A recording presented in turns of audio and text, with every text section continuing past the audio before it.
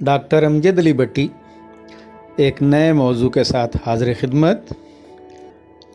देश की सैर के हवाले से आज हम ऑस्ट्रिया का दौरा करेंगे। तो आइए अपने मौजू का आगाज़ करते हैं। जमहूरिया ऑस्ट्रिया बरे आज़म यूरोप के वस्त में वाक़या खुश्की से घिरा हुआ एक मुल्क है।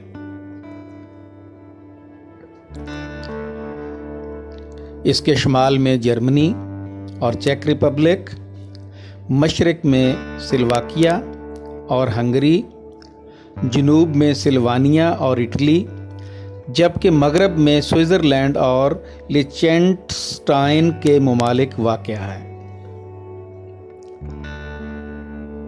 ऑस्ट्रिया की सरकारी ज़ुबान जर्मन है और 88% के करीब अफराद ये ज़ुबान बोलते हैं।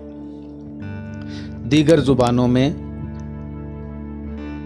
टर्किश कोई 3% के करीब, सर्बियन 2%, क्रोशियन 2%, हंगेरियन को 1% के करीब, बोस्नियन 0.4%, जबकि स्लोवानियन ज़ुबान को 0.3% अफराद बोलते हैं। ऑस्ट्रिया का दारुल हुकूमत वियना है। ये मुल्क बुलंद पहाड़ों पर मुश्तमिल है और यहाँ एल्प्स पहाड़ी सिलसिला वाक़या है। 8वीं सदी ईस्वी के आखिर में यहाँ ईसाईयत मुतारफ़ हुई। 1857 में ऑस्ट्रियन सल्तनत, जो कि एक बहुत बड़ी सल्तनत थी, ये ऑस्ट्रो हंगेरियन सल्तनत में बदल गई। यानी ऑस्ट्रिया और हंगरी ने आपस में मिलाप किया और एक नई सल्तनत वजूद में आई। सिराजीवो के मुकाम पर 1914 में शहजादा फ्रांज फर्डिनेंड के कत्ल को ऑस्ट्रिया के सियासतदानों और जर्नैलों ने अपने मकासद के लिए इस्तेमाल किया। उन्होंने शहंशाह को सर्बिया के ख़िलाफ़ जंग छेड़ने पर मजबूर किया। इस जंग का नतीजा ये हुआ कि पहली जंग अज़ीम शुरू हो गई। पहली जंग अज़ीम के ख़ात्मे पर ऑस्ट्रो हंगरी इत्तेहाद 1918 में ज़वाल पज़ीर हो गया और 1919 में जमहूरिया ऑस्ट्रिया वजूद में आई। पहली जंग अज़ीम में ऑस्ट्रिया और हंगरी के 10 लाख के करीब फौजी मारे गए। 1938 से 1945 तक इस मुल्क पर जर्मनी का कब्जा रहा। हिटलर की पैदाइश ऑस्ट्रिया के इलाके ब्रानाओ एम इन में हुई। उसका जवानी का बेशतर हिस्सा ऑस्ट्रिया में गुजरा। यही उसके दिल में यहूदियों के खिलाफ नफरत का बीज तनावर दरख्त बना।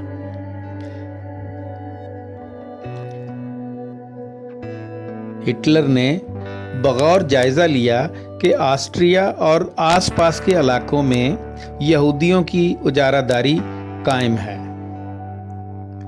वो कारोबार से लेकर सहाफ़त, हत्ता के हर शोबे ज़िंदगी में वो छाए हुए हैं और उन्होंने पूरी कौम को, ऑस्ट्रियन, हंगेरियन और इवन जर्मन कौम को भी उन्होंने अपने ज़ेर तसल्लुत रखा हुआ है और उनसे पैसा बटोर रहे हैं। ये चीज़ हिटलर के लिए इंतहाई तकलीफ़ का बायस थी।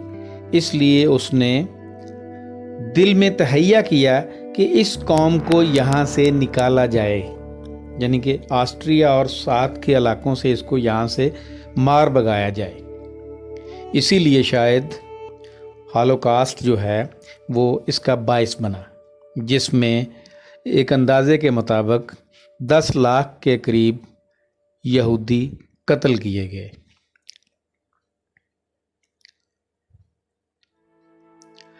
1945 میں چند دن تک آسٹریا روس کے زیر قبضہ بھی رہا۔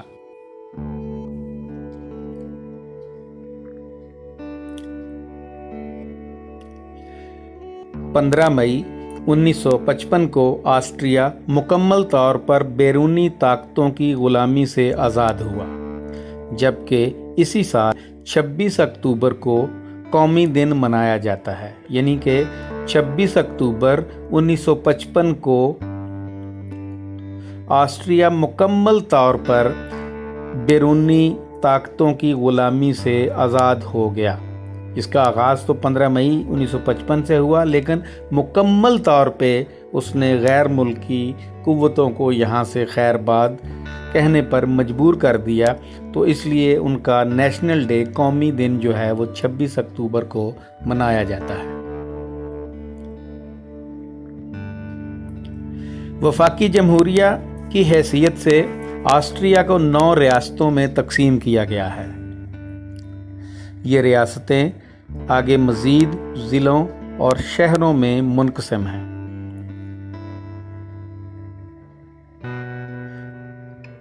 ہر ریاست کو ملک کے اندر رہتے ہوئے کسی حد تک خود مختار فیصلے کرنے کی اجازت ہے۔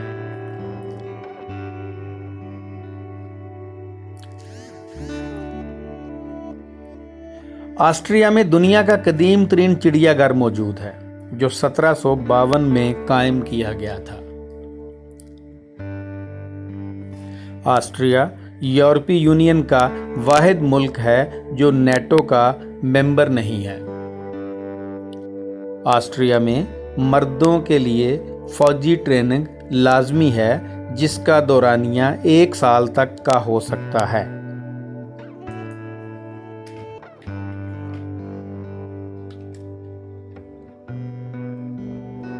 اوئٹز ویلی کے گلیشیئر میں سے ملنے والی انسانی لاش کو اب تک کی دریافت شدہ لاشوں میں سب سے زیادہ بہترین حالت میں ملی لاش کا درجہ دیا جاتا ہے۔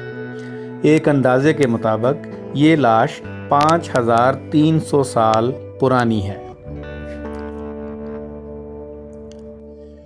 ڈینوبے دریا یورپ کا دوسرا بڑا دریا ہے جو کہ آسٹریا میں سے گزرتا ہے، اور اس کی لمبائی 2880 کلومیٹر ہے۔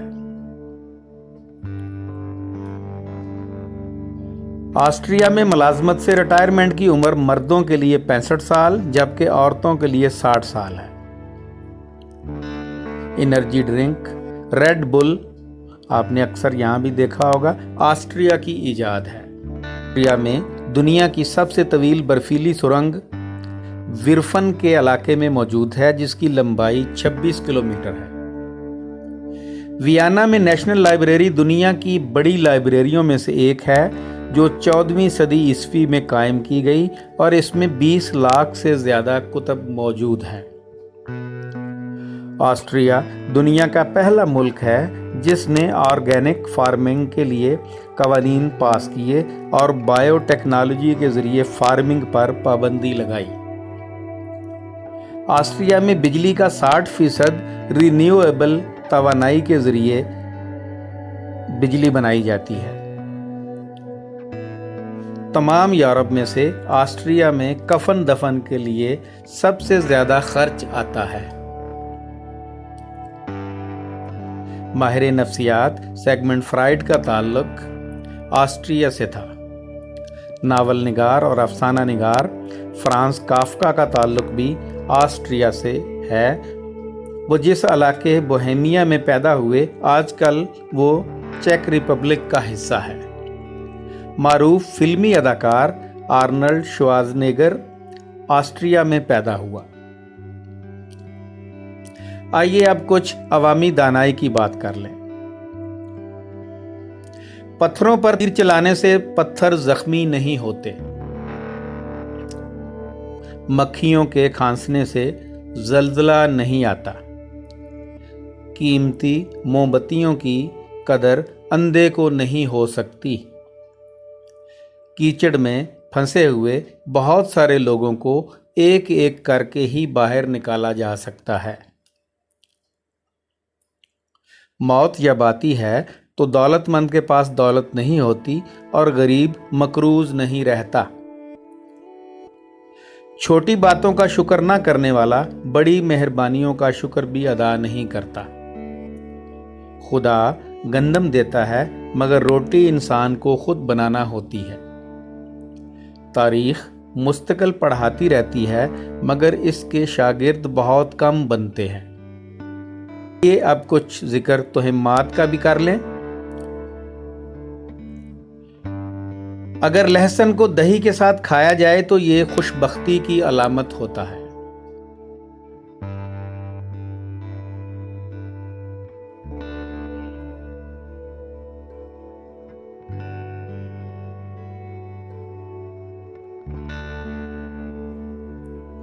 अगर आप अपना ख्वाब किसी दूसरे को सुनाना चाहते हैं तो इससे पहले अगर आपने एक पानी का गिलास नहीं पिया तो ये आपके लिए बदकिस्मती लाएगा। अगर आपने अपनी खुशकिस्मती का जिक्र किसी से कर दिया तो आप चंद दिनों में बदकिस्मत बन जाएंगे और तमाम दौलत जाती रहेगी।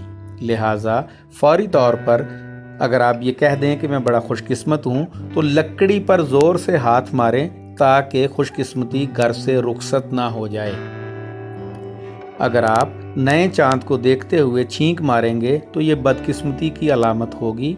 इसके अलावा अगर आपने नाश्ते से पहले छींक मारी तो ये भी बदबख्ती की अलामत है। अगर आपके सर में दर्द हो रही है तो आप फौरी तौर पर घर से बाहर निकल जाएं और किसी दरख्त के साथ सर को चंद लम्हों के लिए लगा कर रखें, सर दर्द ठीक हो जाएगी। ऐसा शख्स जिसके पास सफ़ेद घोड़ा, सफ़ेद गाय, सफ़ेद बिल्ली और सफ़ेद छतरी होगी तो लोग ऐसे शख्स के करीब नहीं जाते। इसे मनहूस तस्वुर किया जाता है। बग्गी में पिछली सीट पर बैठना बदकिस्मती की अलामत समझा जाता रहा है। आजकल बग्गी कम कम दिखाई देती है, शायद यही वजह हो।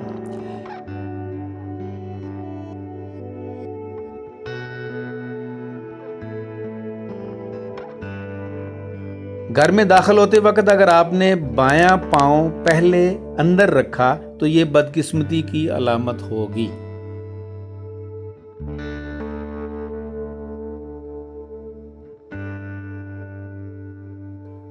अगर कोई मर्द किसी औरत को रिश्ते का पैगाम भेजता है तो अगर पैगाम रिसां को लड़की के घर जाते हुए रास्ते में अंधा शख्स, मजहबी रहनुमा, हामला औरत मिले तो ये बदबख्ती की अलामत होगी। और अगर रास्ते में बकरी, कबूतर या भेड़िया मिल जाए तो ये खुशकिस्मती समझा जाएगा। अगर दुल्हा और दुल्हन का नाम एक ही हर्फ से शुरू हो तो ये दोनों के लिए बदकिस्मती का बायस होगा। इत्तेफाक से अगर दोनों का नाम एक ही हर्फ से शुरू हो तो फिर किसी एक को अपना नाम बदल लेना चाहिए। तो ये था कुछ अहवाल देश देश की सैर में ऑस्ट्रिया का। हमें उम्मीद है कि आपको हमारा ये सिलसिला पसंद आएगा और आप हमारे चैनल को सब्सक्राइब करेंगे। आपका बहुत शुक्रिया।